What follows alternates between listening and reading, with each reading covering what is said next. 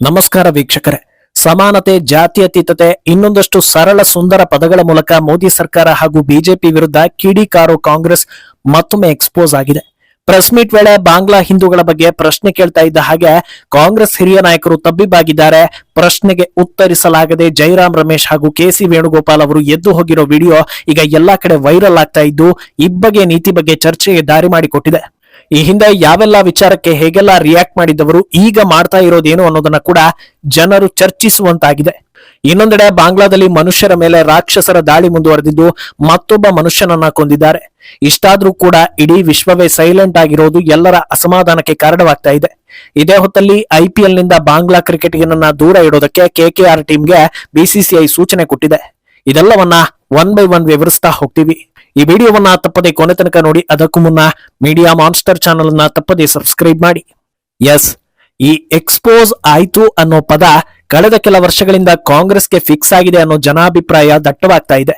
ಯಾಕಂದ್ರೆ ಒಂದು ಕಾಲದಲ್ಲಿ ಕಾಂಗ್ರೆಸ್ ನಿಲುವುಗಳು ಯಾಕೆ ಹಿಂದೂ ವಿರುದ್ಧವಾಗಿರುತ್ತೆ, ಕಾಂಗ್ರೆಸ್ ಹಿಂದೂಗಳ ಜೊತೆಗೆ ಪಕ್ಷಪಾತ ಮಾಡ್ತಾ ಇದೆಯಾ, ಕಾಂಗ್ರೆಸ್ನ ಈ ನಿರ್ಧಾರದಿಂದ ನಮ್ಮ ದೇಶಕ್ಕೆ ತೊಂದರೆ ಆಗೋದಿಲ್ವಾ, ಹೀಗೆ ಜನರು ಪ್ರಶ್ನಾರ್ಥಕವಾಗಿ ಅನಿಸಿಕೆಗಳನ್ನ ಹೇಳಿಕೊಳ್ತಾ ಇದ್ರು. ಆದ್ರೆ ಕಾಲ ಹೇಗೆ ಬದಲಾಗ್ಬಿಟ್ಟಿದೆ ಅಂದ್ರೆ ಜನಸಾಮಾನ್ಯರು ಮುಲಾಜೆ ಇಲ್ಲದೆ ಕಾಂಗ್ರೆಸ್ ಹಿಂದೂ ವಿರೋಧಿ ಪಕ್ಷ, ವೋಟ್ಗಾಗಿ ಏನ್ ಬೇಕಾದ್ರೂ ಮಾಡ್ತಾರೆ, ಅವರಿಗೆ ಹಿಂದೂಗಳು ಬೇಕಾಗಿಲ್ಲ, ಹೀಗೆ ನೇರವಾಗಿ ಹೇಳ್ತಾ ಇದ್ದಾರೆ. ಈ ಅನಿಸಿಕೆಗಳು ವ್ಯಕ್ತವಾಗೋದಕ್ಕೆ ಅವರ ನಡೆಯೇ ಕಾರಣ ಅನ್ನೋದು ವಾಸ್ತವ. ಆದ್ರೆ ಈ ಆರೋಪದಿಂದ ಅವರು ಹೊರಬರೋದಕ್ಕೆ ಯತ್ನಿಸ್ತಾ ಇದ್ದಾರಾ ಅಂತ ನೋಡಿದ್ರೆ ಈಗ ತುಂಬಿದ ಸಭೆಯಲ್ಲಿ ಮತ್ತೊಮ್ಮೆ ಕಾಂಗ್ರೆಸ್ನ ಅಸಲಿಯತ್ತು ಬಯಲಾಗೋ ಹಾಗಾಗಿದೆ. ಕಾಂಗ್ರೆಸ್ ಕಡೆಯಿಂದ ನಡೀತಾ ಇದ್ದ ಪ್ರೆಸ್ ಮೀಟ್ ನಲ್ಲಿ ವಕ್ತಾರರಾದ ಜೈರಾಮ್ ರಮೇಶ್ ಹಾಗೂ ಕೆಸಿ ವೇಣುಗೋಪಾಲ್ ತಮ್ಮ ಪಕ್ಷದ ಮಾಹಿತಿಗಳನ್ನ ನೀಡ್ತಾ ಇದ್ರು. ಈ ವೇಳೆ ಪತ್ರಕರ್ತರೊಬ್ಬರು, ಸಾರ್, ಬಾಂಗ್ಲಾದಲ್ಲಿ ಹಿಂದೂಗಳ ನರಮೇಧ ಆಗ್ತಾ ಇದೆ, ಇದರ ಬಗ್ಗೆ ಮಾತಾಡಿ ಅಂತ ಕೇಳ್ತಾರೆ. ತಕ್ಷಣವೇ ತಬ್ಬಿಬ್ಬಾಗೋ ನಾಯಕರು ಇಲ್ಲ ಇಲ್ಲ ಅಂತ ಕೈ ಸನ್ನೆ ಮಾಡಿ ತೋರಿಸ್ತಾರೆ. ಆದ್ರೂ ಸುಮ್ಮನಾಗದ ಪತ್ರಕರ್ತ, ಸಾರ್ ಮಾತಾಡಿ ಸಾರ್ ಅಂತ ಒತ್ತಾಯ ಮಾಡ್ತಾರೆ. ಆದ್ರೆ ಅದಕ್ಕೆ ಪ್ರತಿಕ್ರಿಯಿಸದ ಇಬ್ಬರೂ ನಾಯಕರು ಅಲ್ಲಿಂದ ಎದ್ದು ಹೊರಟೇ ಬಿಡ್ತಾರೆ. ಈ ಪ್ರಶ್ನೆಯಾಗಿ ಉಳಿದು ಬಿಡುತ್ತೆ, ಉತ್ತರ ಮಾತ್ರ ಬರೋದಿಲ್ಲ. ಆದ್ರೆ ಇವರು ಉತ್ತರ ಕೊಡದೆ ಇದ್ದಿದ್ರಿಂದ ಜನರಿಗೆ ಸಾಲು ಸಾಲು ಪ್ರಶ್ನೆಗಳು ಹುಟ್ಟೋ ಹಾಗಾಗಿದೆ. ಅಂಥ ನರಮೇಧದ ಬಗ್ಗೆ ಎಲ್ಲರೂ ಕನಿಕರ ತೋರಿಸ್ತಾ ಇರುವಾಗ ಇವರಿಗೆ ಯಾಕೆ ಕನಿಕರ ಬರೋದಿಲ್ಲ, ಇದಕ್ಕೆ ಉತ್ತರ ಕೊಡಬಾರದು ಅಂತ ಹೈಕಮಾಂಡ್ ನಿಂದ ಏನಾದ್ರೂ ಸಂದೇಶ ಬಂದಿತ್ತಾ, ಅಥವಾ ಬಾಂಗ್ಲಾ ರಾಕ್ಷಸರ ವಿರುದ್ಧ ಅಭಿಪ್ರಾಯ ಹಂಚಿಕೊಳ್ಳೋದು ಪಕ್ಷದ ನಿಲುವಿನ ವಿರುದ್ಧವಾಗುತ್ತಾ, ಅಥವಾ ಪ್ರಿಪೇರ್ ಆಗಿ ಬಂದಿರ್ಲಿಲ್ವಾ, ಇಲ್ಲ ಹಿಂದೂಗಳ ಪರವಾಗಿ ಮಾತಾಡೋ ಹಾಗಿಲ್ಲ ಅನ್ನೋ ಕಟ್ಟುನಿಟ್ಟಿನ ಆದೇಶ ಏನಾದ್ರೂ ಇದೆಯಾ, ಹೀಗೆ ನಾನಾ ರೀತಿಯ ಪ್ರಶ್ನೆಗಳು ಮುಂದುವರಿತಾನೆ ಹೋಗ್ತಾ ಇದೆ. ಯಾಕೆ ಇವರ ಪ್ರತಿಕ್ರಿಯೆ ಮುಖ್ಯವಾಗುತ್ತೆ ಅಂತ ಕೇಳಿದ್ರೆ, ಇವರೇ ತಾನೇ ಪ್ರಮುಖ ವಿಪಕ್ಷ ನಾಯಕರು. ಬೇರೆ ಎಲ್ಲಾ ವಿಚಾರದಲ್ಲೂ ಮೋದಿಯನ್ನ ಟೀಕಿಸುವ ಹಾಗೂ ಮೋದಿಗೆ ಸಲಹೆ ನೀಡೋ ಕೈ ನಾಯಕರು ಬಾಂಗ್ಲಾದಲ್ಲಿರೋ ಹಿಂದೂಗಳನ್ನ ರಕ್ಷಿಸೋದು ಹೇಗೆ, ರಾಕ್ಷಸರ ವಿರುದ್ಧ ಹೋರಾಡೋದು ಹೇಗೆ ಅನ್ನೋ ಟಿಪ್ಸ್ ಕೊಡಬಹುದಲ್ವಾ ಅನ್ನೋದು ಜನರ ಅನಿಸಿಕೆ. ಪಾಕಿಸ್ತಾನ ಭಾರತಕ್ಕೆ ಅಟ್ಯಾಕ್ ಮಾಡಿದಾಗ ಸ್ವಲ್ಪ ದಿನ ಬಿಟ್ಟು ಇಂದಿರಾ ಗಾಂಧಿ ಇದ್ದಾಗ ಹಾಗೆ ಮಾಡಿದ್ರು, ಶಕ್ತಿ ಪ್ರದರ್ಶಿಸಿದ್ರು, ಮೋದಿ ವೀಕ್ ಅಂತ ಹೇಳಿದ್ರು. ಈಗ ತಮ್ಮ ಹಿರಿಯರು ಹಿಂದೂಗಳನ್ನ ಹೇಗೆ ಸಂರಕ್ಷಿಸಿದ್ರು, ಮಾನವೀಯತೆಯನ್ನ ಹೇಗೆ ಕಾಪಾಡಿದ್ರು, ನೊಂದವರ ಪಾಲಿಗೆ ಹೇಗೆ ದನಿಯಾಗಿದ್ರು ಅನ್ನೋದನ್ನ ಉದಾಹರಣೆ ಕೊಟ್ಟು ಸಲಹೆ ನೀಡಬಹುದಿತ್ತಲ್ವಾ ಅನ್ನೋದು ಜನಸಾಮಾನ್ಯರ ಪ್ರಶ್ನೆ. ಸರಿ, ಈಗ ಇದನ್ನ ಸಮರ್ಥನೆ ಮಾಡ್ಕೊಳ್ಳೋದಕ್ಕೆ ಅದು ನಮ್ಮ ದೇಶದ ವಿಚಾರ ಅಲ್ಲ, ಆದ್ರಿಂದ ನಾವು ಪ್ರತಿಕ್ರಿಯೆ ಕೊಡ್ತಾ ಇಲ್ಲ ಅಂತ ಯಾರಾದ್ರೂ ಹೇಳಿದ್ರೆ ಅದು ಇನ್ನೂ ಕಷ್ಟಕ್ಕೆ ಬರುತ್ತೆ. ಯಾಕಂದ್ರೆ ಭಾರತದಿಂದ ಬೇರ್ಪಟ್ಟ ಪಕ್ಕದ ದೇಶ ಬಾಂಗ್ಲಾದಲ್ಲಿ ಆಂತರಿಕ ವಿಚಾರಕ್ಕೆ ಸಂಬಂಧ ಇಲ್ಲ ಅನ್ನೋದಾದ್ರೆ ಅಲ್ಲೆಲ್ಲೋ ಇರೋ ಪ್ಯಾಲೆಸ್ತೀನ್ ಬಗ್ಗೆ ಅನುಕಂಪ ಯಾಕೆ? ಪ್ಯಾಲೆಸ್ತೀನ್ ಪರ ಬ್ಯಾಗ್ ಹಿಡಿದು ಸಂಸತ್ ಭವನದ ಒಳಗೆ ಹೆಜ್ಜೆ ಹಾಕುವಷ್ಟು ತಲೆ ಓಡುತ್ತೆ. ಅಲ್ಲೇ ಪಕ್ಕದಲ್ಲಿರೋ ದೇಶದಲ್ಲಿ ಆಗ್ತಾ ಇರೋ ನರಮೇಧಗಳ ಬಗ್ಗೆ ಮಾತಾಡೋದಕ್ಕೆ ತಾಕತ್ತಿಲ್ವಾ ಅನ್ನೋದು ಜನರ ಪ್ರಶ್ನೆ. ಇದಕ್ಕಿಂತ ಬೇಸರದ ವಿಚಾರ ಅಂದ್ರೆ ಅಕ್ಕಪಕ್ಕದ ದೇಶಗಳಲ್ಲಿ ಅಲ್ಪಸಂಖ್ಯಾತರಿಗೆ ಇಂಥ ಪರಿಸ್ಥಿತಿ ಇದೆ, ಮುಂದೆ ಇನ್ನೂ ಕಷ್ಟ ಆಗುತ್ತೆ, ಅವರನ್ನ ಕಾಪಾಡಬೇಕು ಅಂತ ಸರ್ಕಾರದಿಂದ CAA ಮಾಡಿದ್ರೆ ಅದಕ್ಕೆ ಮೊದಲ ವಿರೋಧ ಮಾಡಿದ್ದು ಇವರೇ. ಕೂಡ ಹಾಗಿದ್ರೆ ಅಕ್ಕಪಕ್ಕ ದೇಶದ ಮುಸ್ಲಿಮರಿಗೂ ಸಿಟಿಸನ್ಶಿಪ್ ಕೊಡಿ, ಕೇವಲ ಬೇರೆ ಧರ್ಮೀಯರಿಗೆ ಮಾತ್ರ ಯಾಕೆ ಅನ್ನೋ ಅರ್ಥವಿಲ್ಲದ ಮಾತಾಡಿದ್ದು ಇವರೇ. ಆದ್ರಿಂದ ಅಲ್ಲಿ ಆಗ್ತಾ ಇರೋ ಹಲ್ಲೆಗಳಿಗೆ, ನೋವು ಅನುಭವಿಸ್ತಾ ಇರೋ ಜನರ ಕಣ್ಣೀರಿಗೆ ಇವರೂ ಕೂಡ ಹೊಣೆ ಅನ್ನೋದು ಹಲವರ ಅಭಿಪ್ರಾಯ. ಅಂದಹಾಗೆ ಕಾಂಗ್ರೆಸ್ ಹೈಕಮಾಂಡ್ ರಾಹುಲ್ ಗಾಂಧಿಗೆ ಬಾಂಗ್ಲಾ ನೆನಪಾಗೋದು ಅಲ್ಲಿಯ ರೀತಿಯಲ್ಲೇ ಭಾರತದಲ್ಲೂ ದಂಗೆ ಏಳಬೇಕು ಅಥವಾ ಏಳುತ್ತೆ ಅಂತ ಹೇಳುವಾಗ ಮಾತ್ರ. ಆದ್ರೆ ಇಂಥ ವಿಚಾರಗಳಲ್ಲಿ ತಾವು ದನಿ ಏರಿಸೋದಿಲ್ಲ. ಯಥಾ ರಾಜ ತಥಾ ಪ್ರಜಾ ಅನ್ನೋ ಹಾಗೆ ಉಳಿದವರು ಮಾತಾಡೋದಿಲ್ಲ. ಅಂದಹಾಗೆ ಮೊನ್ನೆ ಅಷ್ಟೇ ಕರ್ನಾಟಕದಲ್ಲಿ ಕನ್ನಡಿಗರಲ್ಲದವರಿಗೆ ವಸತಿ ಹಂಚಿಕೆ ಹಾಗೂ ಪರಿಹಾರ ನೀಡಲಾಗ್ತಾ ಇದೆ. ಆ ಸೋಕಾಲ್ಡ್ ಸಂತ್ರಸ್ತರ ಪಟ್ಟಿಯಲ್ಲಿ ಅಕ್ರಮ ಬಾಂಗ್ಲಾದವರು ಇದ್ದಾರೆ ಅನ್ನೋ ದೊಡ್ಡ ಆರೋಪ ದೊಡ್ಡ ಮಟ್ಟದಲ್ಲಿ ಕೇಳಿ ಬರ್ತಾ ಇದೆ. ಈ ಕೆಡವೋದು ಪರಿಹಾರ ಕೊಡೋ ಗ್ಯಾಪ್ನಲ್ಲಿ ಕೇಳಿ ಬಂದ ಹೆಸರು ಯಾರದಪ್ಪ ಅಂತ ಕೇಳಿದ್ರೆ ಇದೇ ಕೆಸಿ ವೇಣುಗೋಪಾಲ್ ರದ್ದು.